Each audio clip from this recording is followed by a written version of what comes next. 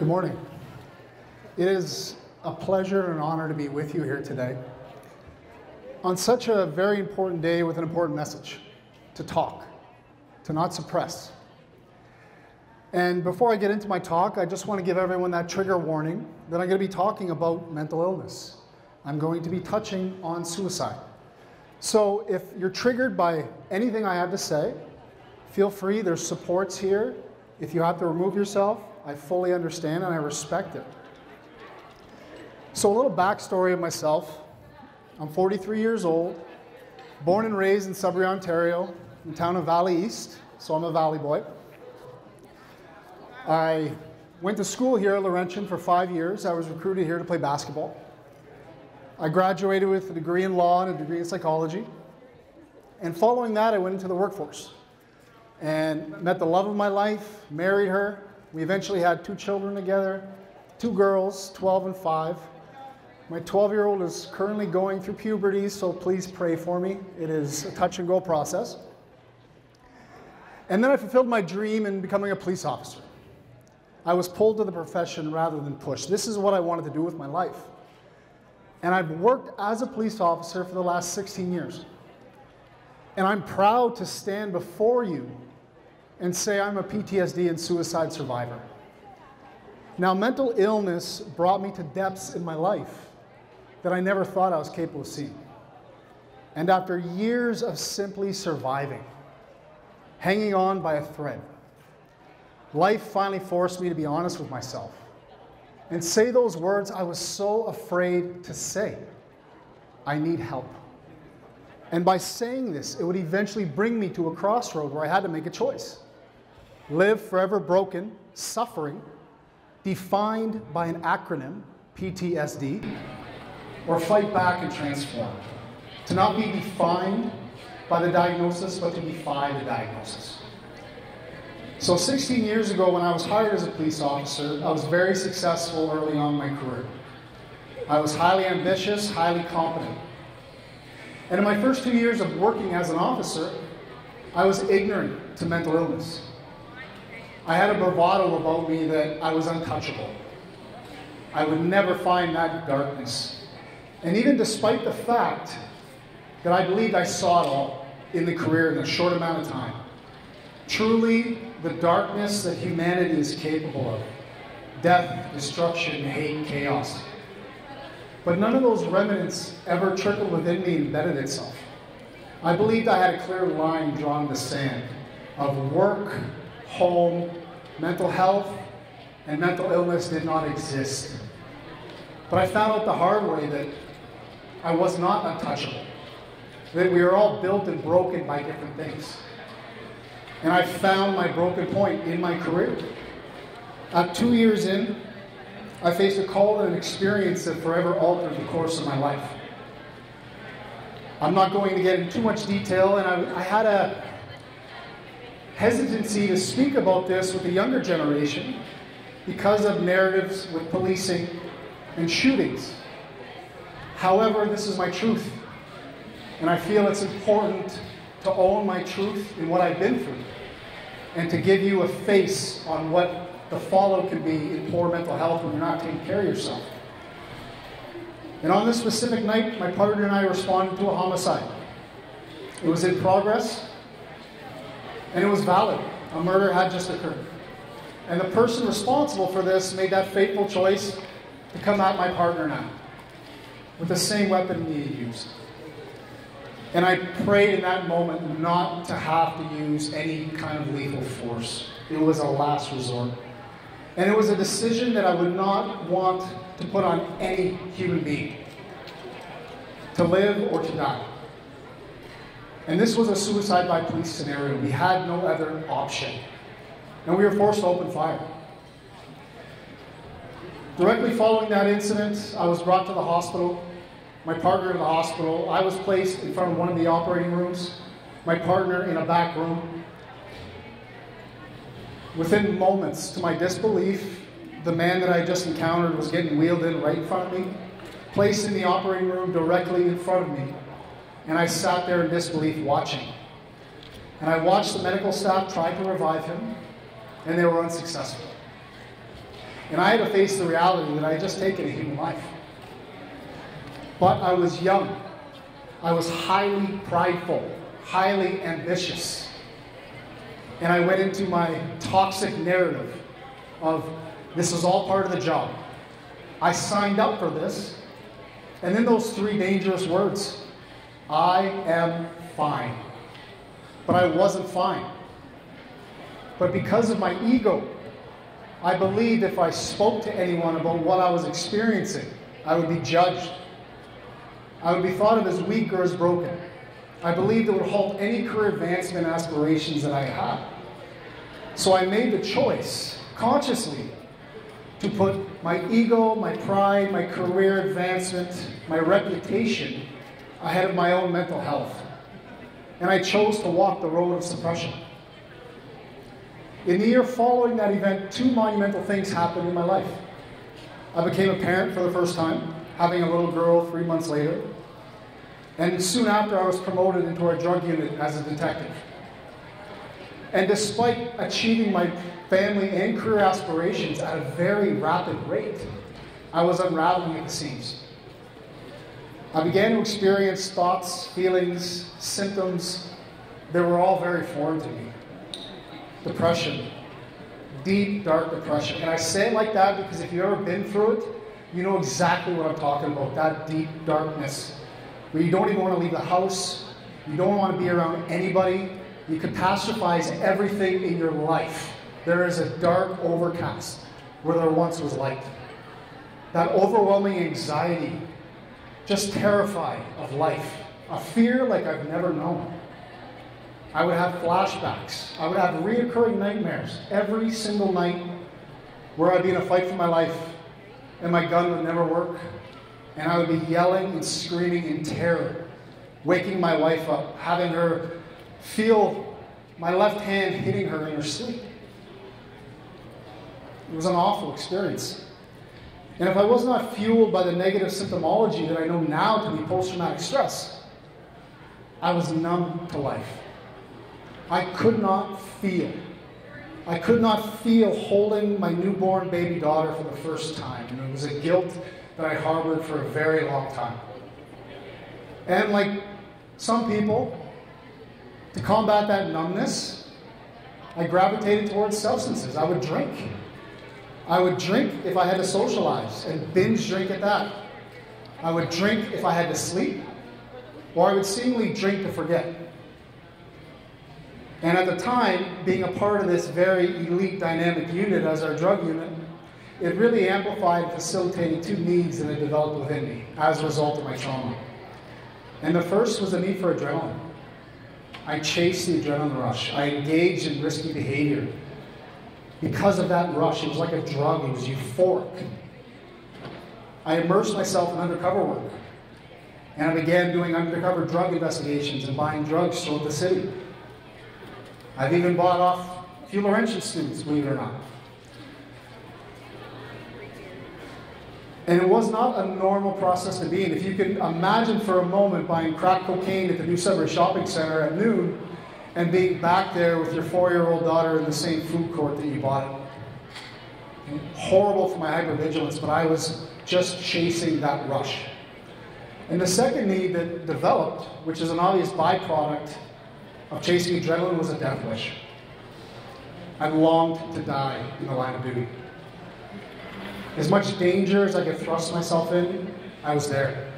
Every door we hit at a search warrant, I was the first one in. Because whatever's on the other side of that door, I'm going to face it. And I was content, and I welcomed it. And as my career went on, nothing bad ever happened. Competency won out. Call it divine fate, call it training, but it didn't matter how much I wanted to die. The job never did it for me. But it all came to a culmination. I thought about suicide for a very long time. And it became a daily thought. I was researching it. I was looking for the best method. I was not going to cause myself pain, and I was not going to fail at this endeavor. I refused to see the disappointment on people's faces if I failed in this attempt. And it came to one night of ambivalent courage, where I was sitting in my surveillance car by myself, and I'd spent many nights as a police officer on surveillance in tears, in pain. And this night in particular, when I believed mental illness, trauma was the be-all and end-all of who I was. And I felt powerless to stop its progression. I believed with every ounce of my being I would wake up with that weight of depression on my shoulders, just telling me how you can get through today. You don't want to be here. And I made the choice I was going to end my life. I removed my firearm, unloaded it, I put it to my head, and I squeezed the trigger because I had to prime myself. I was getting ready. I loaded it, and I could almost still feel the coldness of the muzzle against my temple. Finger on the trigger, tears rolling down my face. And out of all things, I began to pray to God for the strength to pull it. And I can tell you in that moment, my prayer was answered, but it wasn't the prayer that I'd asked for. It was the prayer I needed. And my daughter came to mind. And I began to think about the fallout of this act on her life. How suicide would always be a prevalent, painful topic, and she would always be forced to refer to her father in the past tense.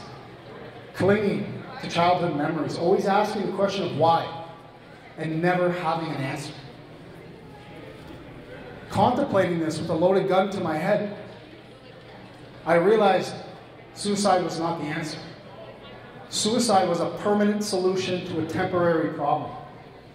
And I had to take suicide off the table, and I vowed in that moment, it didn't matter how much I suffered. It didn't matter how much I wanted to not be here. I had to be here so my daughter would not experience that trauma.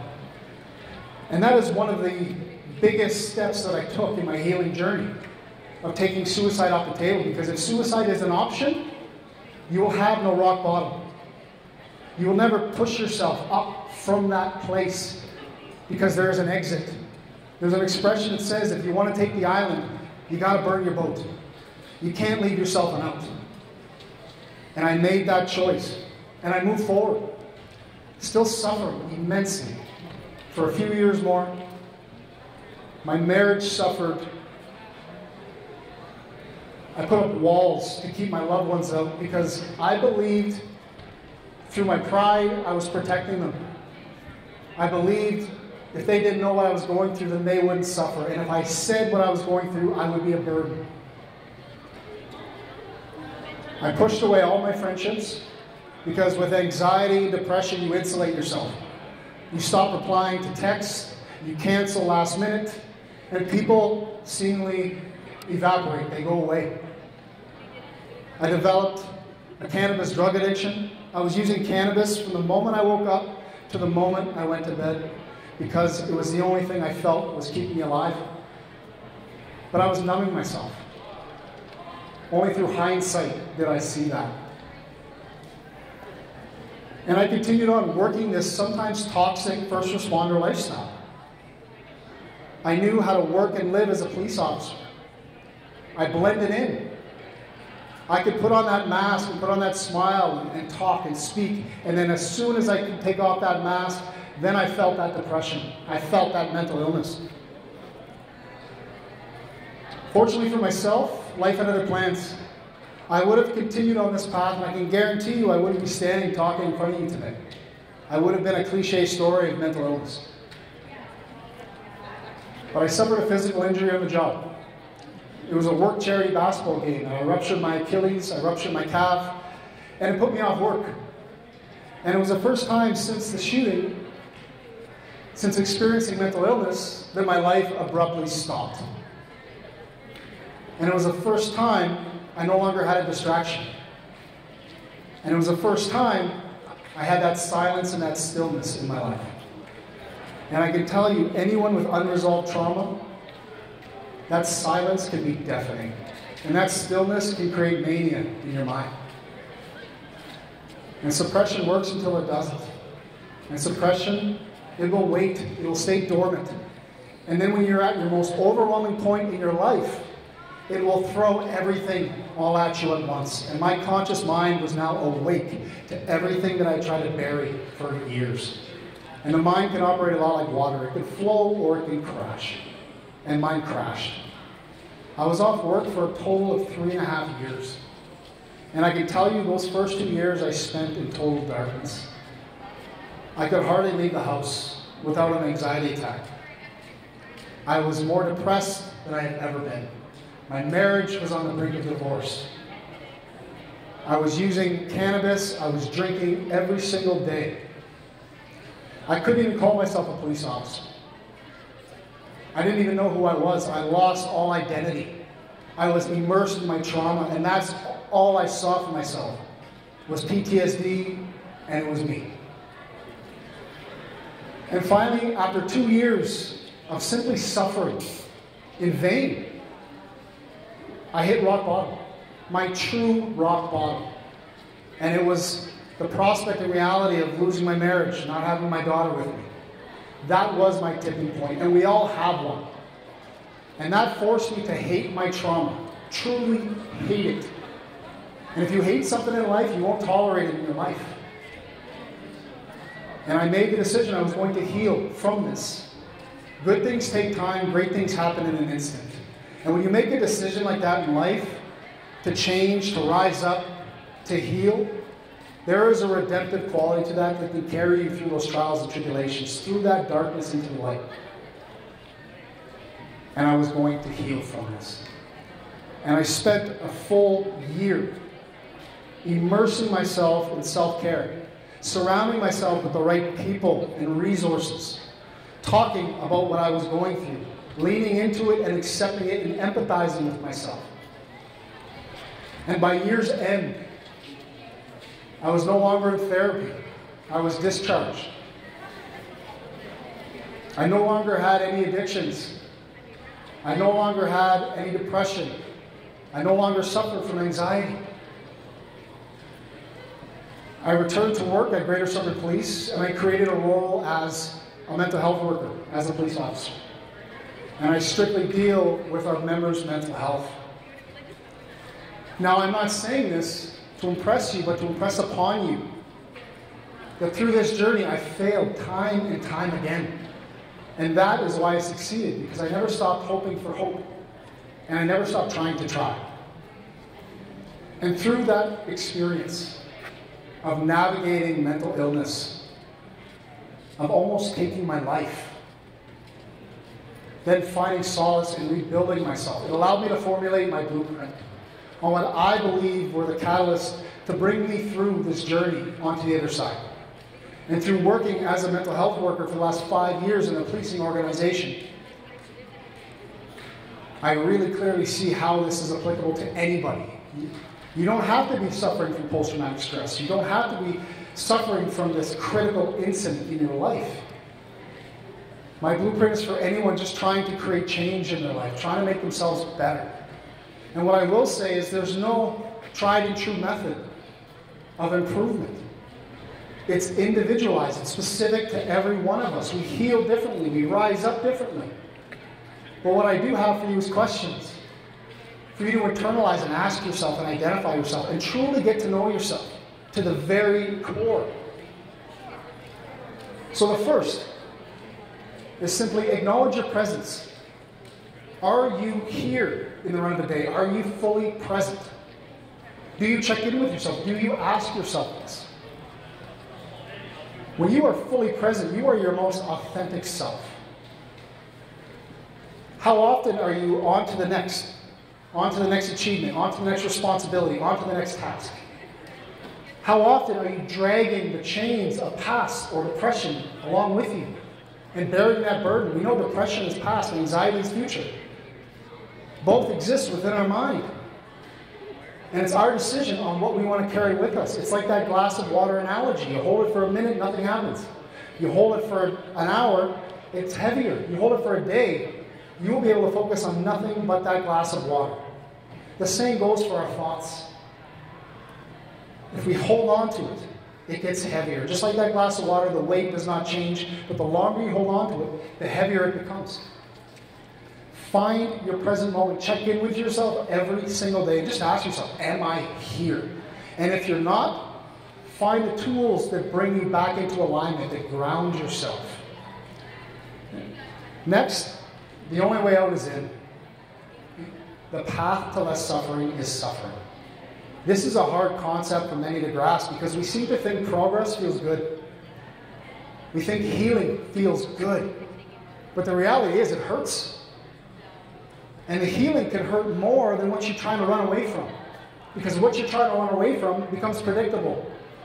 I know what insulating myself in depression will feel like. I know what avoiding life will feel like. It'll hurt, but I will be safe. I don't know what putting myself out there and being vulnerable and talking to a counselor, talking to a therapist, or talking to a friend and confiding in them. I don't know what that's going to feel like, and it's terrifying. But the reality is you get to choose that hard. Talking and being vulnerable is hard, but it'll strengthen your resolve and it'll push you forward. Suppression is hard, but suppression will keep you right where you don't want to be. So the only way out, ladies and gentlemen, is in, is through. Lean into it. You avoid something, you create triggers, and they grow. Next, be objective to your subjective self. If where you are in your life, if you're not where you want to be, take responsibility and understand it's as a result of your thinking, your feeling, and your perspective. Another hard concept to grasp. But you have to check your ego at the door. You have to understand the thinking that got you here cannot be the same thinking that gets you out. You have to unlearn, relearn, and reinvent yourself. That is how we change. We try different things, we put ourselves out there, and we talk. When we stay in our head, we stay in our head to be right, to be valid, and to feel safe. The moment we speak it into existence, we open ourselves up to a different perspective, and maybe a change of thought. Next, choose therapy or counseling wisely. Very, very important. I was in therapy for about 7 years. I never got better. I continually got worse because I didn't put thought into what I needed out of a counselor or a therapist. Because unconsciously, subconsciously, or consciously, I was protecting myself. I didn't have a therapist that was challenging me to talk about the things I didn't want to talk about. I was in control. If there was a day that I didn't want to be vulnerable, I would avoid talking about those sort of things. But I revisit point 2. The path to less suffering is suffering. You have to break yourself open. That's how the light gets in.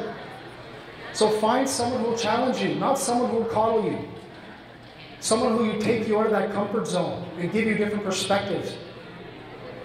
Try to get you to try new things. Next, clarity is power. If you're going to create change in your life, find clarity in that journey. Where you walk aimlessly and you don't know where you're going. And I'll refer to 5 pillars of clarity. If you're going to create change first, what's your purpose? Why are you doing this? Lean on it, because there's going to be many instances you're going to want to give up. Because like I said, progress hurts. We want to retreat from it. So what is guiding you? What is driving you? Is it yourself? Do you believe you are worthy of living a good life? Worthy of feeling that happiness, that genuine peace? Are you doing it for your family? Are you doing it for your loved ones? Are you doing it for your ambition? Define it. Why am I going to take this step forward? Because this is going to hurt. But I need to know what's pushing me forward, to ground myself. Next is, what is the outcome? If you're doing something, what are you trying to get out of it?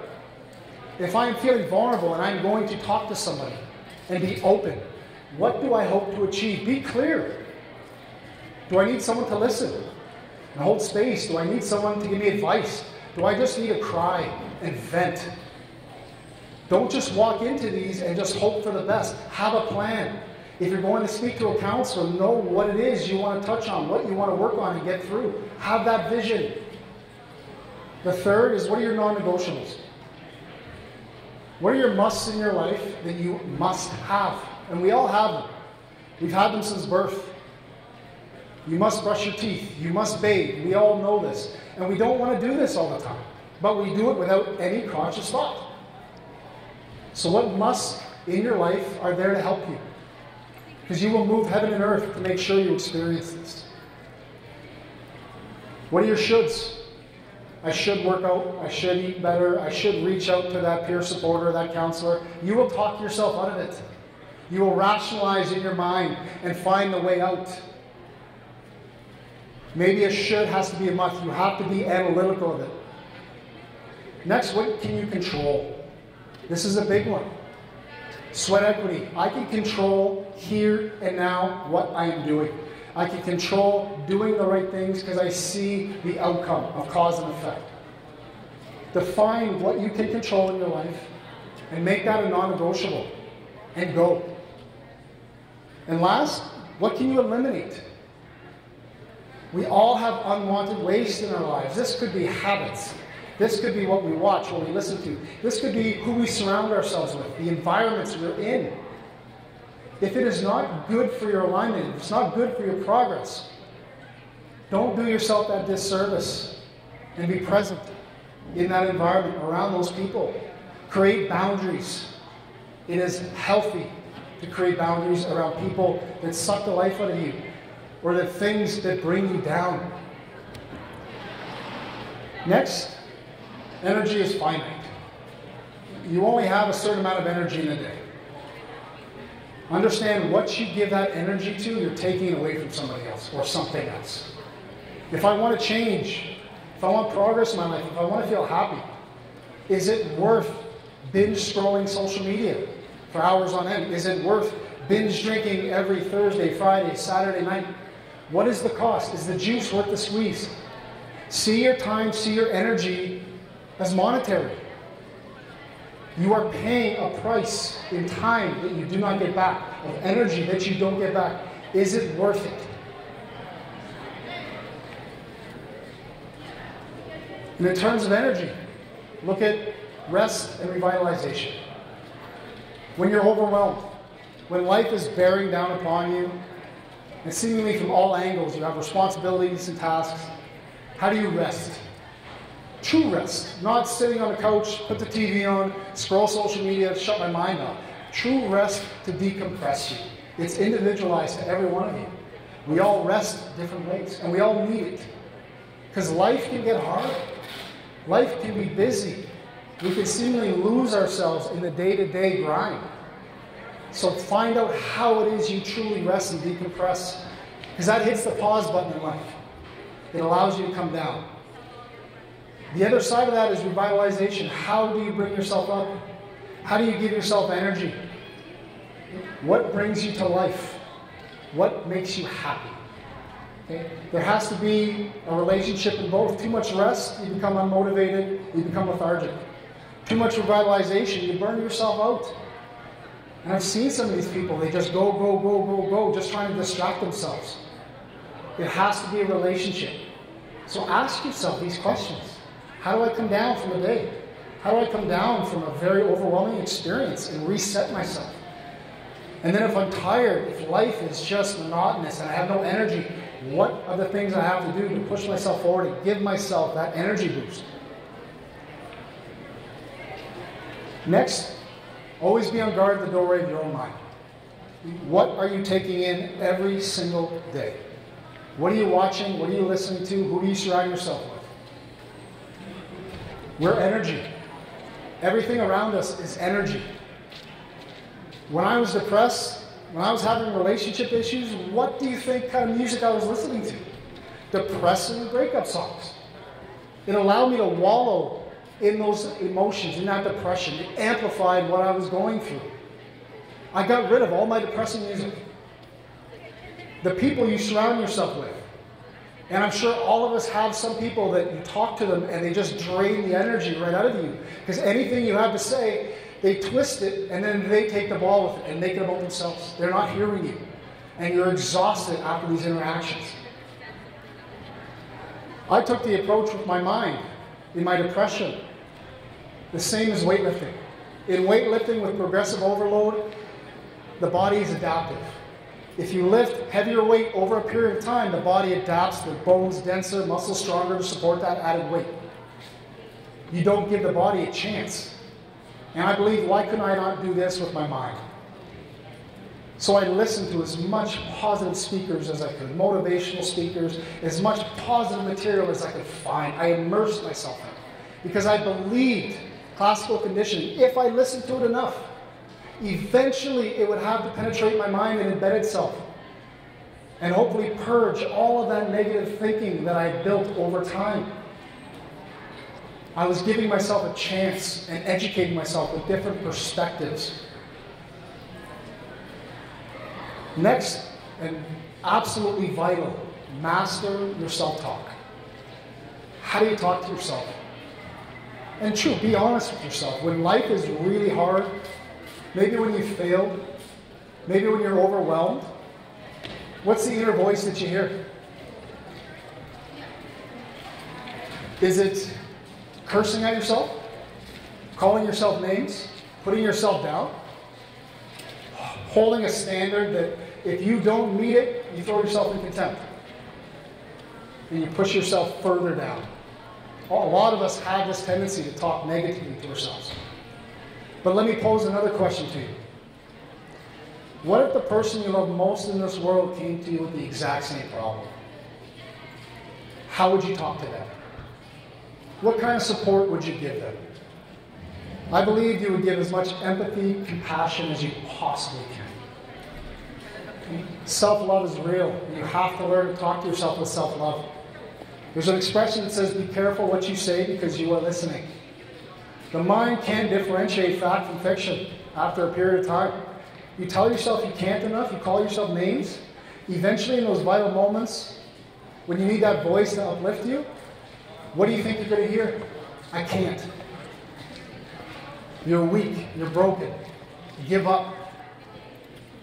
Self-talk is so powerful. The mind has anywhere between 60 and 80,000 thoughts a day. How you talk to yourself formulates your perspective on the world. It formulates how you feel. So when you think of self-talk, I think of just be. Be present. Am I here? Fully immersed in this moment. Not giving way to the energies of past and future, depression and anxiety. I am just here interpreting what I am seeing. And seeing it for as it is, not for worse than it is. Be responsible.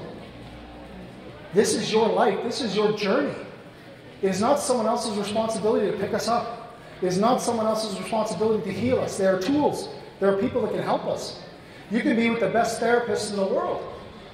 But at most, that's an hour a week, potentially, maybe more. There's so much more time to play with.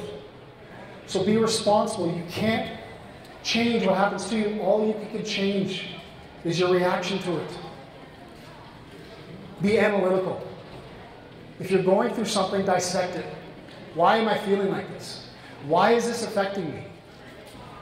Understand the why behind it. Because when you understand the why, you understand the way. So find why you're going through something. And be as analytical as you possibly can to find the way out. That's how you find changes. That's how you find roots that you didn't see before. Be adaptive. True adaptation in life is a superpower.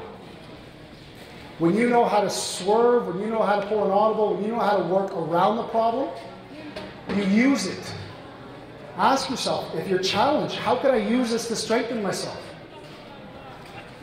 Not to suffer, but to use. You can't change what happens to you. And last,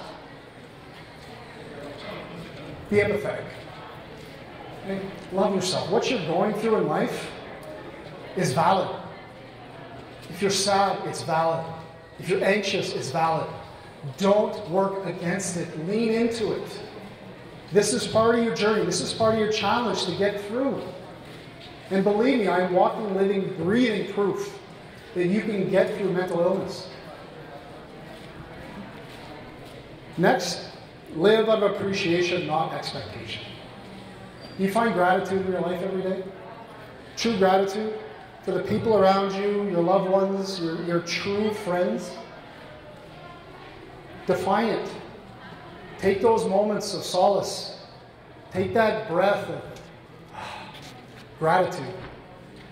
And this is extremely important in your relationships. Because I know for myself and many others, people who are suffering, people who are going through things, we expect our partner, our loved one, our spouse to comfort us. We expect them to know when we're not doing well. We expect them to do the right things at the very right time. And most of the time without even telling them. We project those expectations onto others. We are setting themselves up for disaster. There was a period of time that I looked at my wife and it was pure expectation. She doesn't understand my mental health. She doesn't understand how badly I'm suffering. She doesn't understand that I just want a hug right now, but I won't tell her. I had to learn how to appreciate. And it was the moment I would see her, I would practice appreciation. This is the woman who married me, the woman who had my children, the woman who was still here with me when she had every reason to run for the hills. I started to look at her with a different light. And lastly, build your toolbox. I know the toolbox is, I'm not the craziest about that expression, toolbox, but understand when life hits you, what are you going to gravitate to? True strength, inner strength is knowing thyself. Because if you don't know who you are, you're completely reactive to life. But if you know, if I'm overwhelmed, I'm going to gravitate towards this person to talk, this grounding technique. I'm going to rest this way. I'm going to revitalize this way. I can tell you I have a full toolbox of breathing techniques, grounding techniques, the people in my inner circle, what revitalizes me. I know for a fact when life gets hard, which it will, we will all experience unwanted suffering in our lives. We will all experience heartbreak. We will all experience grief. But how are you going to deal with that when it comes? Because it's not a matter of if, it's when. Life is not an easy go. So understand who you are and what you have to rely on in that process. And last, I just want to leave you with a quote. And the quote is this: optimists believe the glass is half full. Pessimists believe the glass is half empty. Be that believer in yourself that that glass is always refillable. Where you are in your life is not who you are. It's who you choose to be, and ultimately who you become in that process. So love yourself, value yourself, and create yourself. Thank you everyone for your time and attention. I appreciate it.